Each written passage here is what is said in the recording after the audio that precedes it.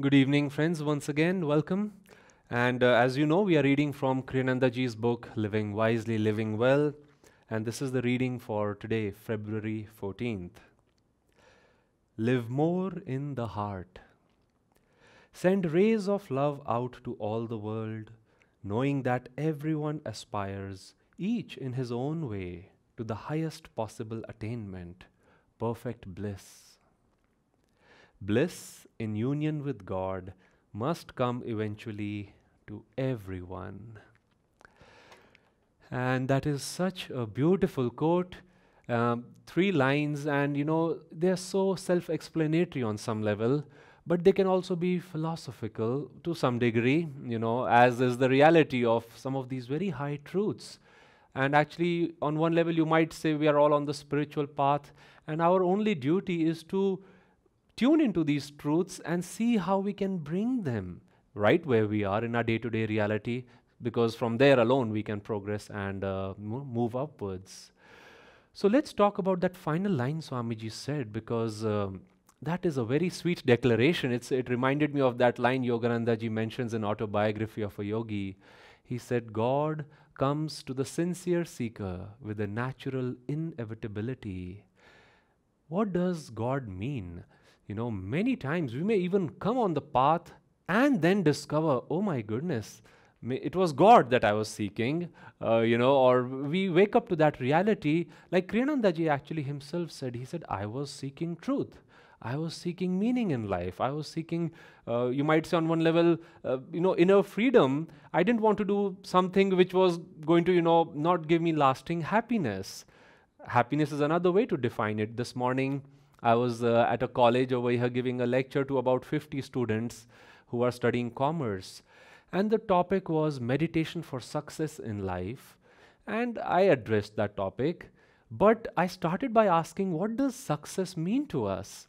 And it was so interesting that first year students, they were saying happiness.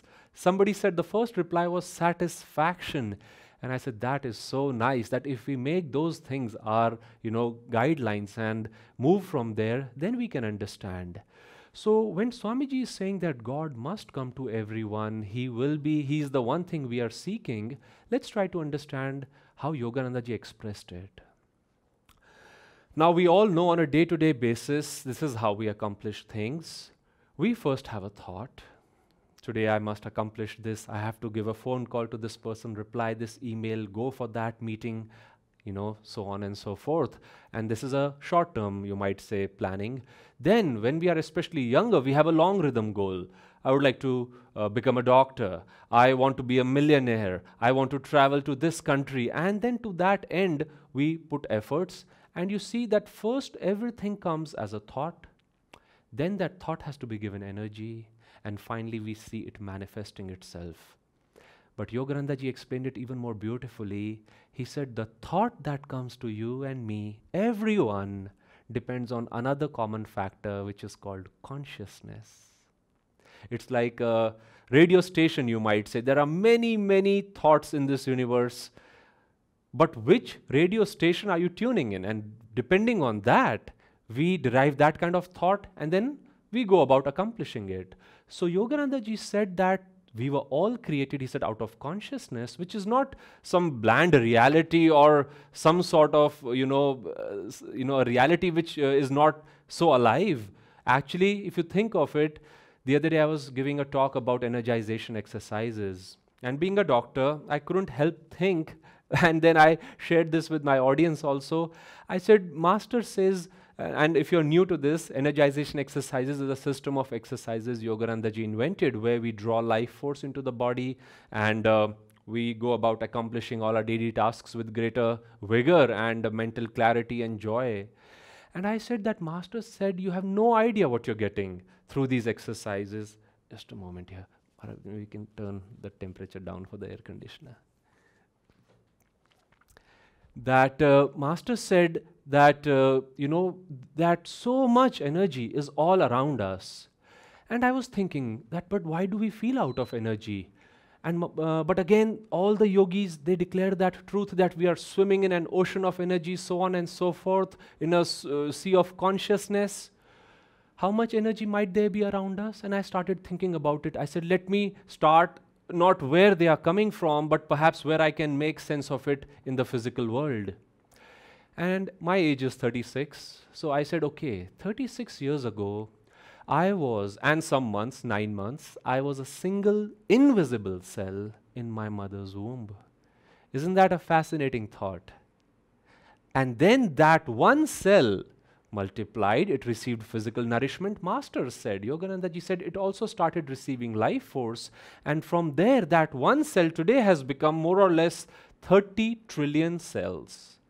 Now, if that is not enough, each time we clap our hands, or when I'm even talking, brushing my skin, millions of cells are being lost just there. Then through the respiratory tract, gastrointestinal tract, all these cells are coming and going, the entire skin, it is being replenished every, few months.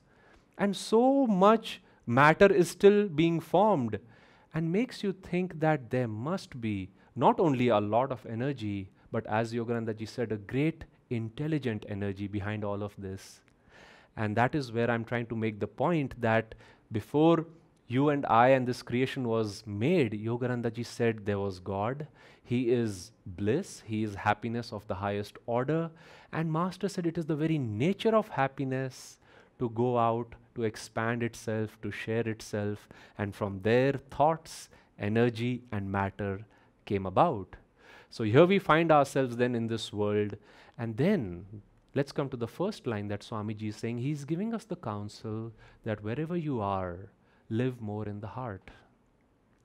Now, what does that mean? Actually, if you see Swamiji's videos, some of the places where he's even walking throughout his life, they say that he used to meet situations heart first.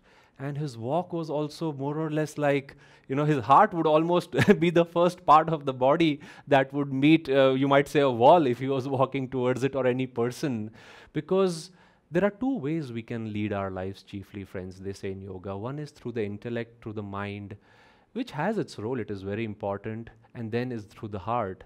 And Kriyanandaji said that if you lead by heart, and this comes more easily to women, they have a feeling nature, they go more by, you might say, intuition. And in our times, actually, that is the kind of energy that is required. Kriyanandaji used to say, divine love is the one quality the world needs. Divine motherly energy is the one, you might say, quality we need to bring into spirituality more. And similarly, if we think of living in the heart, there are some qualities that come to our mind, and I'll talk about them.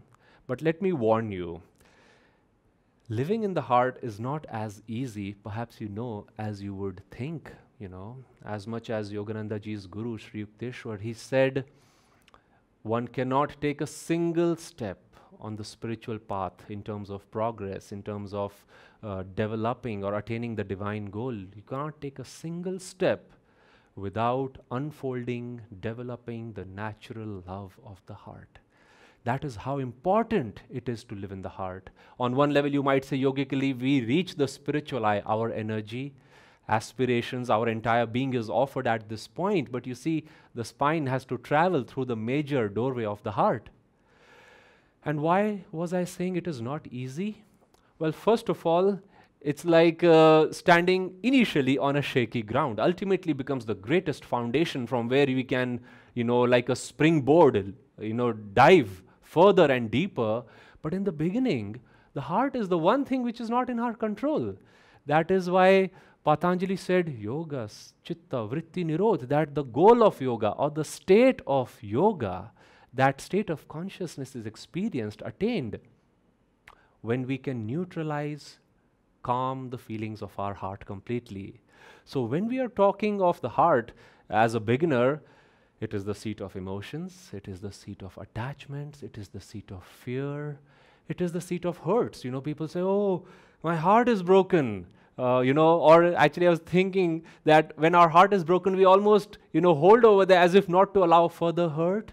And Kriyanandaji would say that many times, when hurts and betrayals happen, there's a tendency for people to say, no, I will not go about this anymore. I will not befriend anymore anyone because my heart has been hurt once. But actually a very interesting story of Sri Yukteswarji's training is coming to my mind, that he was extremely strict, as you probably know, with Yogananda ji. And Swami said that I wondered why. Master was his favorite. He was quite a good student. He was the one who Babaji had foretold will do such a great work. Why was Sri Yukteswarji like that? He said, first of all, it was simply Sri Yukteswarji's way of training. He was like that with everybody.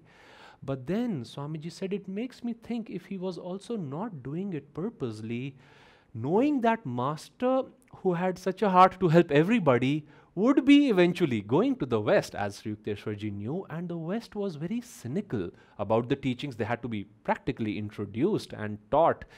And Sri Yukteswarji could see that, let me prepare his heart in such a way, to such a degree that no hurts could possibly hurt his dear disciple. Also because for the simple reason that Sri Yukteswarji would not be there. If you hear, if you've read, when Master was receiving that training as a little disciple in Sri Yukteswarji's ashram, there were times when he was hurt. He said he used to be despondent sometimes, and and Sri Yukteswarji would help him. The physical presence helped him. But just to make the point once again, that when we choose, we say, okay, I will live by reason and intelligence, but also chiefly by my heart, I won't say expose ourselves, but we open the door.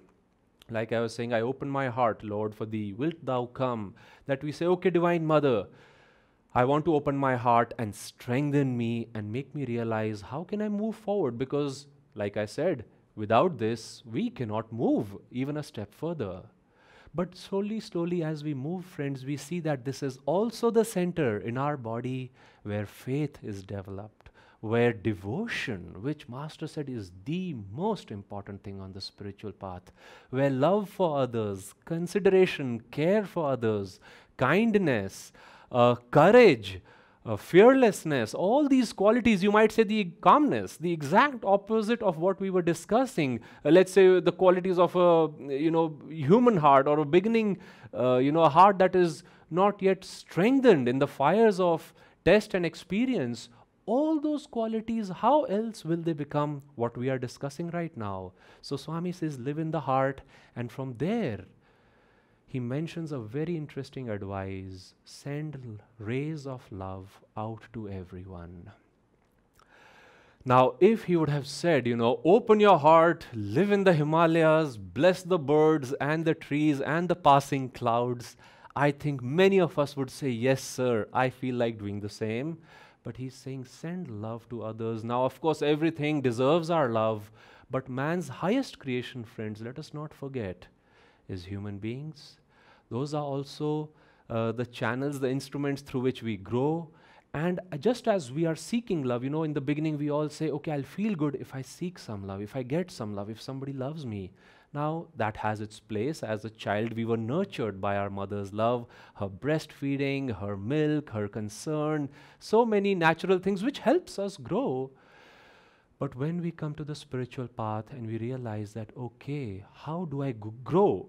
Not physically so much, but spiritually from here, then we say, I will grow by serving as an instrument of God's love. And yes, to all of nature, to the birds and animals, but Kriyanandaji is making the point, love people. That is what is required in the world today, with such terrible things happening. I don't have to go there, by daily news. And you wonder, what can we do about this? How, actually, more importantly, can we love? So I want to offer a few suggestions over here, as Swamiji and Yoganandaji have taught. First of all, Swamiji would say that think of the evolutionary scale that everybody is coming from. We all know the scriptures declare, and Master testified to it. He said it is true. The soul is first cast by God into a mineral form. What is a mineral? It's rocks, essentially. Gems, you might say, metals. And what is the age of a rock? Dharmdas ji, our spiritual director of India, once asked Swamiji, sir, the life of a rock is long. And Swami says, I know. It's quite a fascinating concept that the soul would be, as they say, it would sleep. It sleeps. God sleeps in the rocks. but the soul is put there with hardly any consciousness. That's why you won't hear the moment you step on a stone, the stone won't try to slip away because it's hurting, you're hurting it. No, there's hardly any consciousness. But then that consciousness evolves further, and the scriptures say it moves into the plant kingdom. And the plants, as you know, they move a little bit more or less. Actually, some plants are very evolved and they have characteristics, smells, colors, behavior patterns. Patterns are according to the sun or according to the kind of insects that are around them. So they are quite evolved. Consciousness can get quite evolved over there. Now they are finding that actually plants have their own language. They communicate with one another through roots, through some signals, chemicals they eject in the air, which earlier we were not aware of, but they have some sort of communication. And then, after so many incarnations, Swamiji used to say, of being a plant, we are put into the animal kingdom, the soul. We means not you and I with this kind of awareness, but the soul, which is kind of crystallized in you and me, you might say, was put into the animal kingdom. Master said for 5 to 8 million lives. And then finally we arrive on the human, you might say, stage. And from there we get the dignity, the respect of being, you might say, made in the image of God, Master used to say. And we develop a more evolved part of our brain, our spine, our body, our feelings, our sense of identity, ego. All of these start evolving.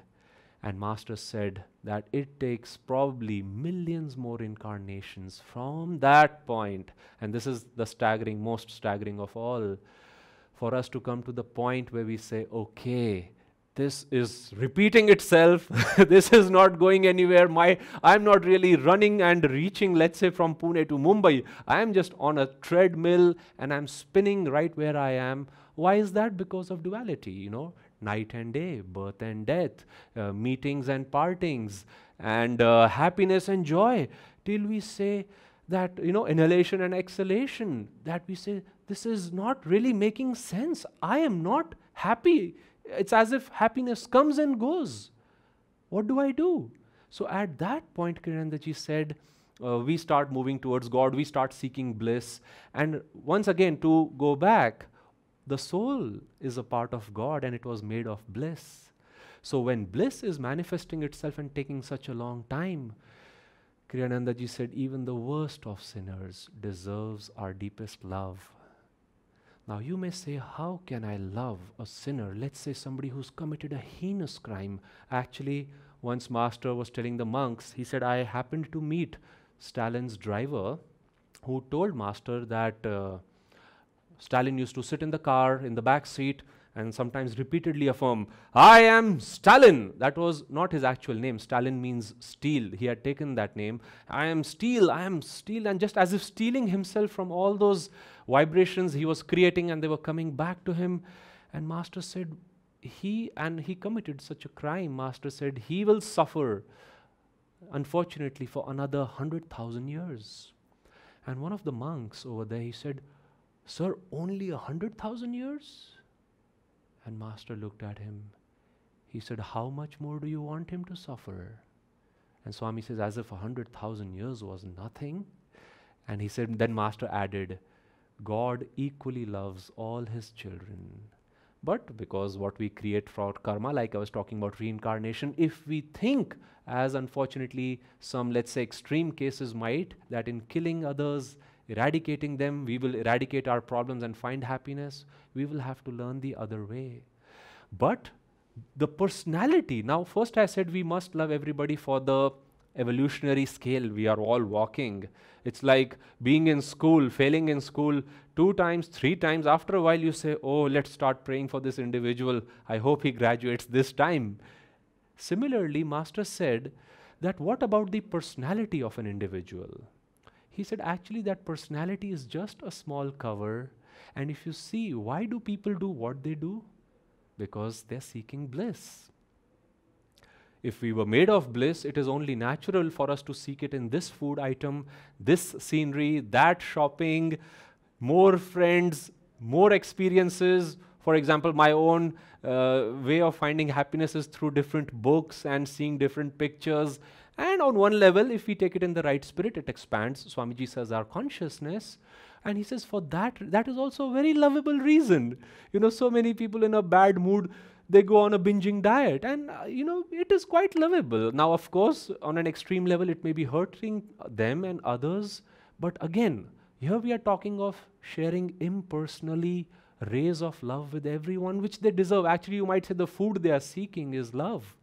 So if we can send love to them, that is also very good. What is impersonal love? I briefly mentioned that just now, because sometimes it may seem like impersonal love, I will quietly sit and send some hypothetical rays of love, whether they have effect on others or not. No, first of all, those rays of love will have effect on your own heart. The more we share with others, think of others, are considerate to their realities, the more our heart, you might say, is warmed by the sunshine of that love. And impersonal love, actually, one of the best examples is mother's love for the child. It is very personal for the child, not to the degree to spoil them, but to take care of them. It is deeply personal, but it is impersonal because it is not involving her. She is not thinking about herself. And in that sense, friends, who is the mother of all? Who is the father of all? It is God. God, too, actually deserves our love. Truly understood, once we love God, once love becomes devotion, then through that devotion, Master taught Swamiji. Swamiji asked him, "Sir, should I love God or should I love people?" Master said, "It is better to love God first. Otherwise, you can get attached if you're loving only people." He says, with God's love, share that love, channel that love to people. That is impersonal love. On one level, you may say God's love for all of us, everybody, the worst sinner included, Krishna says, is impersonal because he can see that after all, ultimately, it is I who set this into motion. But friends, this is a very serious thing on one level. When God's creation comes, its spectrum can be drastically wide. Darkness and light can be extreme. In the same world, we have sinners and we have saints. But then again, God equally shines His love on all, and it is for you and me to first receive that and then share it with other people. So by doing some of these things, we see that, it's okay, it's possible to love others. And, it reminds me, and actually we have to pray for this. It's something to be introspected, I have seen, on a daily basis. It's something to be prayed to God on a daily basis for that strength to love. But so many have received it. Master said, ultimately it will come. Kriyananda ji was sharing a story about when he was a young monk. And I'll close with this story.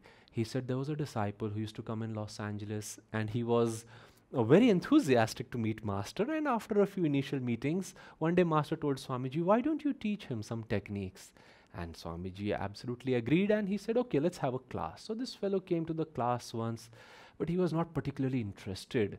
And then they would have date after date after date fixed for classes. And Swamiji said he would hardly come, and never did he give me an explanation of his absence. But he would again come and meet Master. So again he came one day, and Master said, "He's coming today." And Swami said, "Well, sir, I'm not particularly enthusiastic about these visits. He is not very sincere, it seems." Master said, "We'll have fun today when he comes. Let's see." So when the fellow came, it was the same old story. He was very enthusiastic and jovial and respectful towards Master. And then when they had a good time and he left, Master was with Swamiji and he said, "How dry you looked, Walter. Imagine how many of you would have been here if I would have treated you all that way, with such unforgiveness."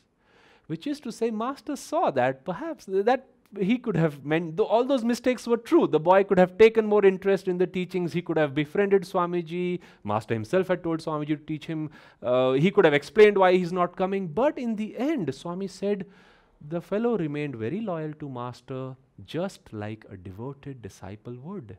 And Master was teaching him, don't judge people outwardly.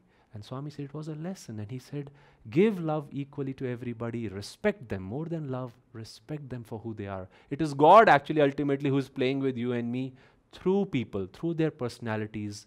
And you know, friends, when we affirm people's personality, we are affirming an error. It's like you're affirming the snake's skin when the reality is the snake inside. The personality is what we will shed someday, and we can help them the most, not through unforgiveness, not through scolding and hatred, but through love. And that's why I said in the beginning, such love is hard to give, but I think for devotees, this is a goal worth striving for and moving towards. God bless you. Have a nice week.